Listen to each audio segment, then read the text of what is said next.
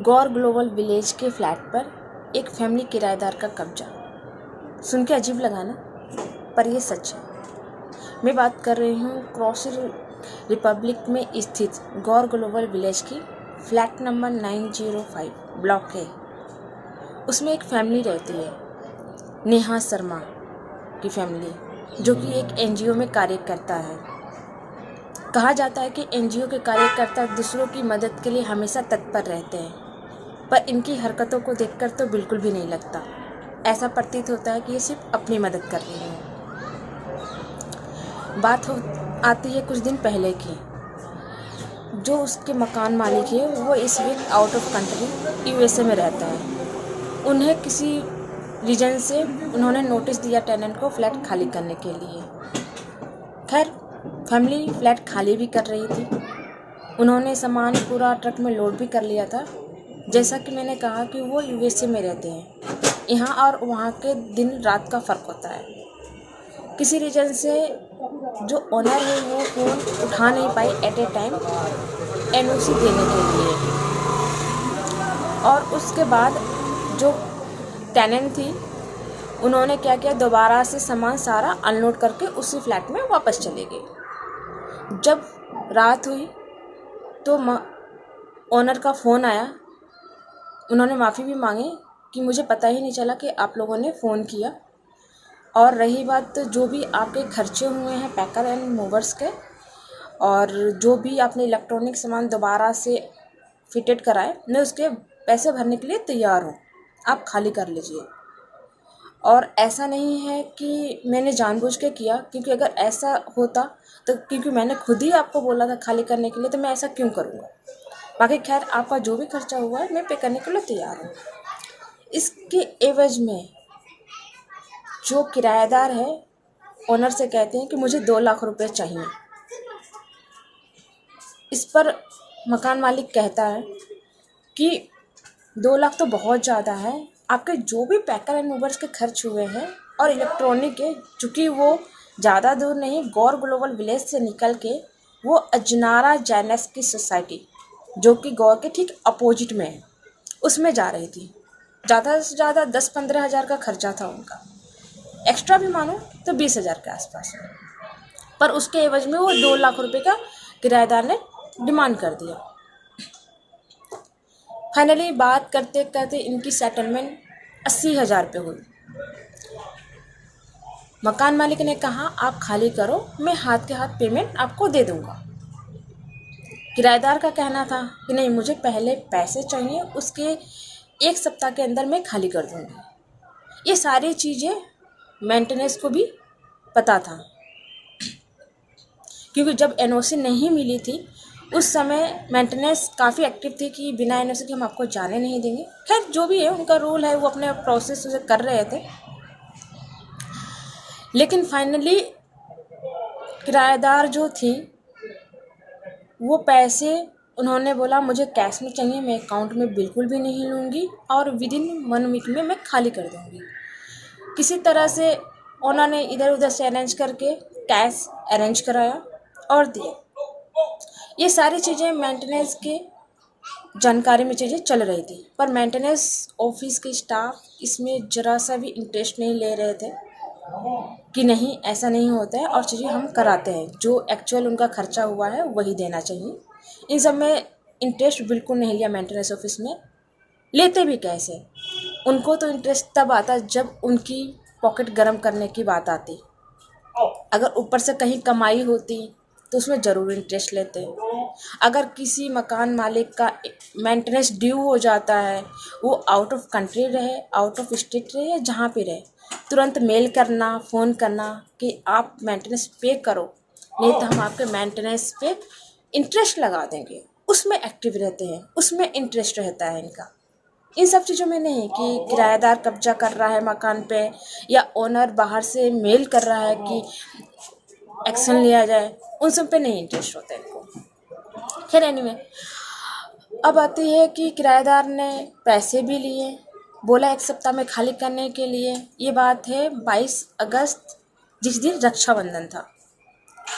Finally चीज़ें चलती रही। कभी वो 1 सप्ताह, कभी 10 दिन, कभी श्राद्ध आ गया, कभी नवरात्रि आ गया, कभी दीपावली आ गया, ऐसा चलता रहा। फाइनली करते करते आज 21 दिसंबर हो गई। आज के डेट में ना वो घर खाली कर रही हैं, ना रेंट पे कर रही हैं, ना मकान मालिक का फ़ोन उठा रही हैं और आराम से रह रही है। यहाँ पर मेंटेनेंस ऑफिस को ओनर के द्वारा बोलने के बावजूद भी ये कहा जाता है मेंटेनेंस ऑफिस से कि आप वहाँ से खुद आएँ, उसके बाद एक्शन लिया जाएगा, आपके अनप्रजन में हम नहीं लेंगे। तो जब ऐसा वाकई में होता है कि अनप्रजन में नहीं ले सकते, तो ओनर के अनप्रजेंट में मेल क्यों किया जाता है, फ़ोन क्यों किया जाता है कि आप मेंटेनेंस पे कर दो। जब वहीं पे मकान मालिक अपने फ्लैट किसी बैचलर को देना चाहता है, तब क्यों मेंटेनेंस ऑफिस एक्टिव हो जाती है कि नहीं जी, अगर आपने बैचलर्स को रोका तो हम फ्लैट की बिजली और पानी काट देंगे। तब इनकी एक्टिवनेस नज़र नहीं आती।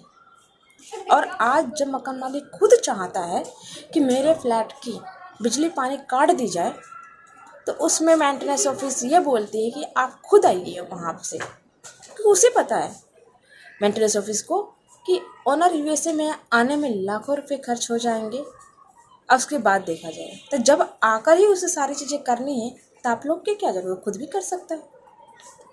आप लोग का क्या काम है। अभी तक सुना जाता था इंडिविजुअल घर में कि किराएदार कब्जा कर लेते हैं घरों पे। अब तो ये चीज़ें मल्टी स्टोरी अपार्टमेंट में भी देखने को मिलने लग गई। खैर, इन सब चीज़ों को देख के तो ऐसा प्रतीत होता है कि मेंटेनेंस ऑफिस वाले क्या इतने असहाय हो गए हैं कि अगर कोई किराएदार कोई गलत चीज़ भी करे तो आप उस पर एक्शन नहीं ले सकते, मकान मालिक के कहने के बावजूद भी। ये स्थिति हो गई है। क्या आपको नहीं लगता है मेंटेनेंस ऑफिस को कि आज एक किराएदार ऐसा कर रहा है, कल दूसरा करेगा, परसों तीसरा करेगा। मैं ये नहीं कह रही हूँ बिल्कुल भी कि सारे किराएदार ऐसे ही होते हैं, ये बिल्कुल गलत है, लेकिन कुछ के ऐसा होने से इसका फर्क सभी पे जाता है। कुछ ऐसे ही लोग, ऐसे ही किराएदार समाज में जो होते हैं कि किराएदारों की स्तर गिराने लग जाते हैं। ये एनजीओ के कार्यकर्ता है, तभी यह हाल है इनका। तो इनकी देखा देखी क्या नॉर्मल इंसान नहीं करेंगे ऐसा? तो कहाँ से लगता है कि मल्टी स्टोरी अपार्टमेंट में जिन ओनर ने अपनी पूरी ज़िंदगी की कमाई मकान बनाने में लगा दिया, वो कहीं से भी सेफ है उनका मकान। अगर ऐसा ही होना हो तो कोई इंडिविजुअल मकान ना ले, क्यों लाखों रुपए इन फ्लैट में लगाए जब सारी चीज़ें खुद ही फेस करनी हो।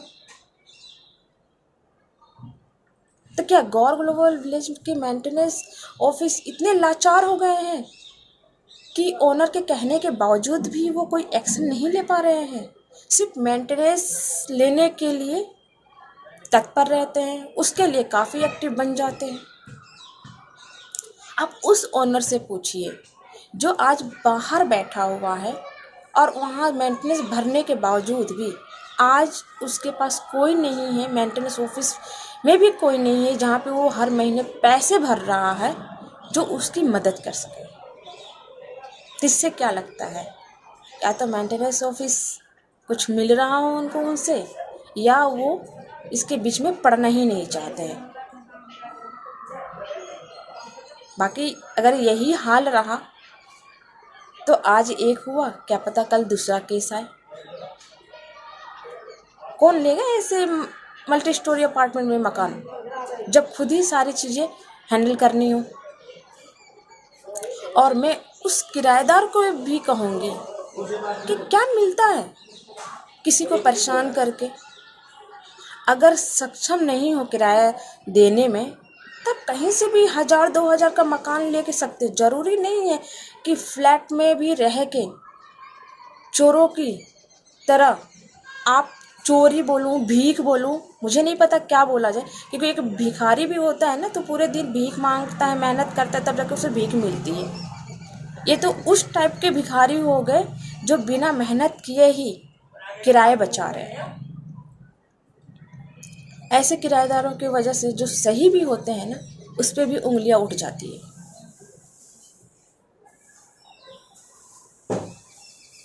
तो मेंटेनेंस ऑफिस को भी बोलूँगी थोड़ा सा बाहर में जो लोग बैठे हुए हैं, उनके मकान यहाँ पे है, तो उनके लिए भी कीजिए, क्योंकि मेंटेनेंस वहीं पे कर रहे होते हैं।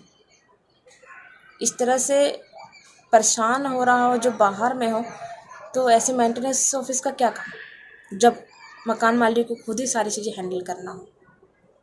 थोड़ा सा गौर कीजिएगा।